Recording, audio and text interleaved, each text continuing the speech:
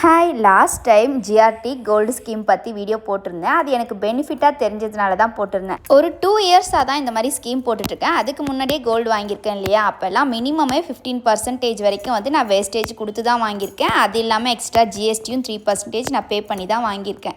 ஆனால் வந்து இந்த மாதிரி நான் போடும்போது எனக்கு 5 to 7% தான் வந்து நான் பே பண்ணுற மாதிரி வந்ததுனால ஸ்கீம் தான் எனக்கு பெனிஃபிட்டாக தெரிஞ்சுது. நிறைய பேர் என்கிட்ட வந்து இன்னும் டீட்டெயில்டாக வந்து ஸ்கீம் பற்றி கேட்டிருந்தாங்க. அவங்களுக்காக தான் இந்த வீடியோ.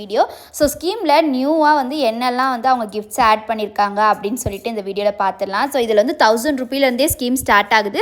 11 மந்த் நம்ம பே பண்ணணும். ஸோ அதில் வந்து நம்மளுக்கு இந்த கிஃப்ட்ஸ் எல்லாம் கொடுத்துருக்காங்க இல்லையா, இதில் ஏதாவது கிஃப்ட் பிடிச்சிருந்தா அந்தந்த ப்ரைஸ்க்கு ஏற்ற மாதிரி நம்ம வாங்கிக்கலாம்.